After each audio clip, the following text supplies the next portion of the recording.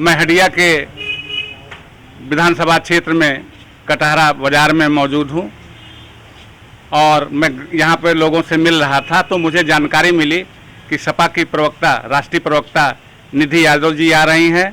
तो अब मैं उन्हीं से मुखातिब हूँ और मैं उनसे चंद सवाल करूँगा, जनता के सवाल। मेरा पहला सवाल ये है कि आप जनता के बीच जा रही हैं, ग्राउंड लेवल पर लोगों से मिल रही हैं, आपको क्या लग रहा है? आप तो खुद एक पत्रकार हैं और आप जिस तरह से, मुझे लगता है कि पूरे प्रदेश में और पूरे ज़िले में हर विधानसभाओं में आप जा रहे हैं, जनता का रुख तो आपको भी पता चल ही रहा होगा।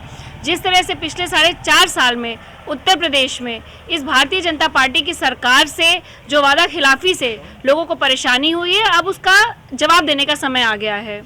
पिछले 2 सालों में जो कोरोना महामारी हमारे इस देश में आई और ख़ासकर जिस प्रदेश की जो सरकार है उसका प्रबंधन करने में जिस तरह से ये सरकार फेल हुई है, जो दावा सरकार ने किए और जो दावे में फेल हुई है, उसका जवाब आज जनता देगी। आप देखिए, इलाहाबाद ज़िले की मैं बात करती हूँ, जिस तरह से आप देखिए जब कोरोना महामारी अपने चरम पे थी, जब प्रदेश की सरकारें अपने लोगों को सुविधा मुहैया कराने का काम कर रही थी, तो ये सरकार सिर्फ झूठ बोलने का काम कर रही थी।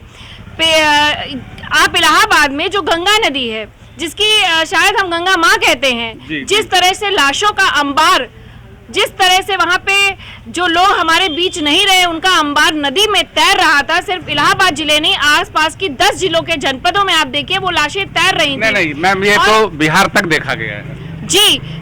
लेकिन उत्तर प्रदेश की सरकार से मैं जवाब मांगना चाहती हूँ क्योंकि उत्तर प्रदेश में भारतीय जनता पार्टी की सरकार है और आप दावा करते हैं कि यहाँ पे ऑक्सीजन की कमी से कोई मौतें नहीं हुई, लेकिन जब लोग यहाँ पे मर रहे थे तो सरकार ये दावा कर रही थी कि यहाँ के ऑक्सीजन की कमी से कोई मौतें नहीं हुई। जब लोग अपने जो प्रवासी मजदूर हैं जो दूसरे प्रदेशों में काम करने के लिए गए थे, जब पहला चरण था कोरोना महामारी का और वो पैदल चल के 700-800 किलोमीटर पैदल चल के जो वो अपने घरों की तरफ आ रहे थे, तो इसी प्रदेश की सरकार ने बॉर्डर पे पुलिस लगा के उनको रोकने का काम किया। उनको सैनिटाइज तो ऐसे किया कि उनके ऊपर फिनाइल और सैनिटाइजर पूरे उनके शरीर पे फेंक कर उनके ऊपर सैनिटाइज करने का काम किया। लाखों लोगों की नौकरी चली गई। अभी मैं ज़्यादा पीछे नहीं जाऊंगी, जून से लेकर जुलाई तक का आंकड़ा आप देखिए, बेरोजगारी में उत्तर प्रदेश में 32 लाख लोगों ने अपनी नौकरी गंवाई है। इसका जवाब दे सरकार। इन सब चीज़ों से आज जनता में भारी आक्रोश है और जनता सिर्फ और सिर्फ ये भारतीय जनता पार्टी की झूठी पाखंडी सरकार को हटाने के लिए तैयार बैठी है।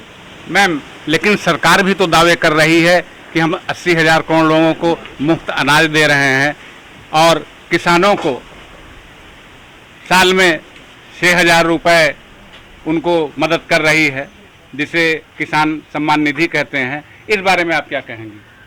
सरकारी अगर दावों पे आप जाइए और खासकर भारतीय जनता पार्टी के दावों पे आप जाइए तो सिर्फ आपको हंसी आएगी और शायद आपको दुख होगा कि एक ऐसी सरकार, आज असंवेदनशील सरकार आज सत्ता में बैठी हुई है जिसको जनता की समस्याओं से कोई लेना देना नहीं है। आप दावों की बात करते हैं तो हम क्यों नहीं इनके घोषणा पत्र से शुरुआत करते हैं। इन्होंने वादा किया था 70 लाख नौकरियां प्रतिवर्ष उत्तर प्रदेश की जनता को देंगे और आज जब सरकार के 4.5 साल पूरे हो गए हैं तो खुद मुख्यमंत्री जी सदन में कहते हैं कि 4.25 लाख नौकरी इन्होंने ऑन पेपर दी है। मैं आपसे जवाब मांगती हूँ, 4.25 लाख नौकरी जो आपने सरकारी नौकरी देने का आप दावा कर रहे हैं, कम से कम आप 4.25 लाख नौकरी का विज्ञप्ति तो दिखा दें। जब आपने नौकरी निकाली नहीं तो आप जो 70 लाख में 4 लाख नौकरी देने का वादा कर रहे हैं, आपने विज्ञप्ति नहीं निकाली तो आपने नौकरी दी कहाँ से? ये भारतीय जनता पार्टी देखिए सिर्फ झूठ बोलने वाली सरकार है। आपने वादा किया था कि महिला सुरक्षा के लिए आप हर जगह anti Romeo squad, pink booth और तमाम मिशन शक्ति, तमाम चीज़ें आपने लॉन्च की, लेकिन क्या महिलाओं पे अपराध आप कम कर पाए? आपने वादा किया था कि अच्छी शिक्षा देंगे, बच्चों को अच्छी शिक्षा देंगे। आपने वादा किया था कि हर जाति समाज को उसका उचित सम्मान मिलेगा, लेकिन जब हम जाति जनगणना की बात करते हैं तो आज क्यों भारतीय जनता पार्टी जाति जनगणना करने से पीछे हट रही है और सिर्फ लोगों को झूठ बोल के, और अगर आप बात करते हैं बेरोजगारी की तो वो बात किसी और चीज़ की करते हैं, आप बात करते हैं शिक्षा की तो बात किसी और चीज़ की करते हैं। आखिर क्यों भारतीय जनता पार्टी अपने घोषणा पत्र के ही वादों को लेकर जनता के बीच में नहीं जा रही है? कहीं ना कहीं भारतीय जनता पार्टी को डर है कि अगर वो घोषणा में किए हुए वादे लेकर अपने लोगों के बीच में अगर जाएंगे तो जनता उनको जवाब दे देगी। हाँ मैम, मैं एक चीज़ और आपसे जानना चाहता हूँ। आप ग्राउंड लेवल पर जाकर लोगों से मिल रही हैं।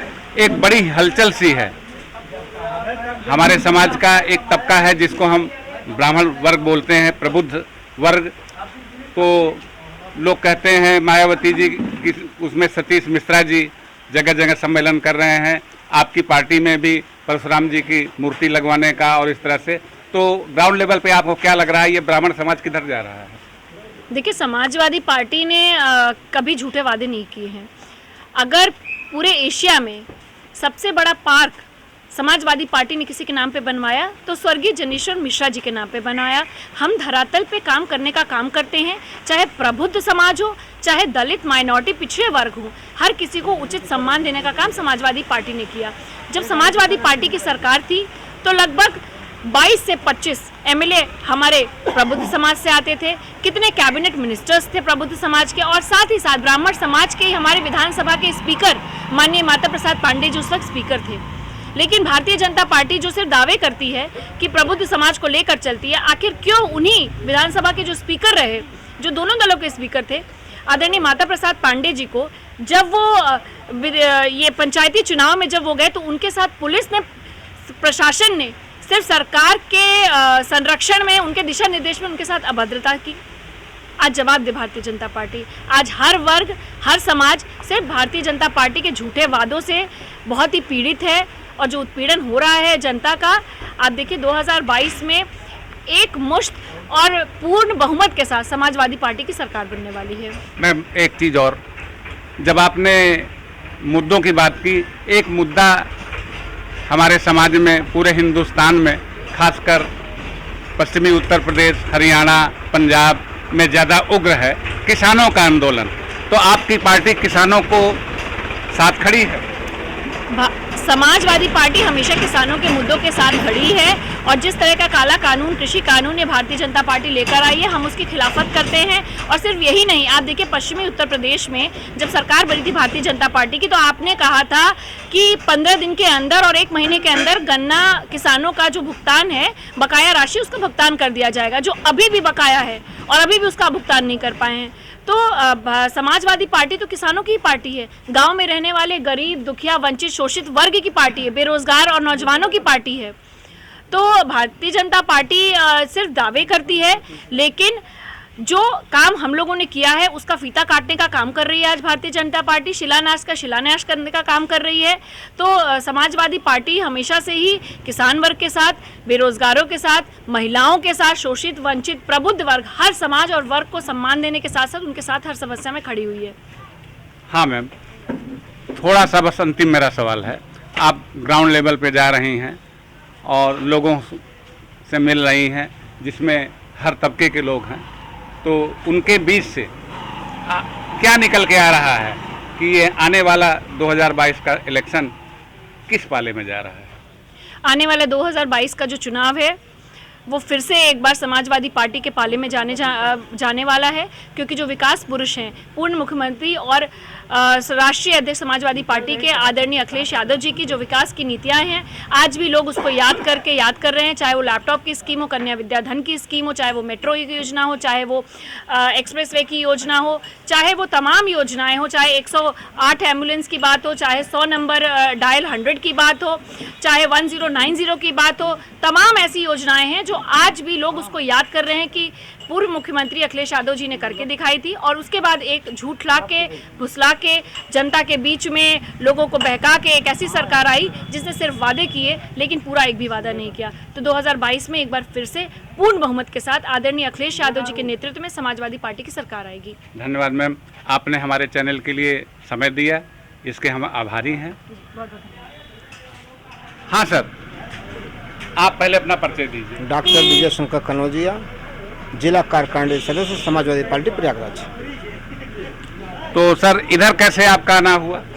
हम जो है समाजवादी पार्टी के प्रदेश प्रवक्ता निधि यादव के साथ में क्षेत्र में लगा हुआ हूँ। तो आप क्षेत्र में लोगों से मिल रहे हैं, अपनी पार्टी की बात रख रहे हैं। अच्छा सर, आप ग्राउंड लेवल पे जा रहे हैं, तो जनता के बीच आपको कैसा रिस्पांस मिल रहा है? देखिए, सर्व समाज जाग चुका है।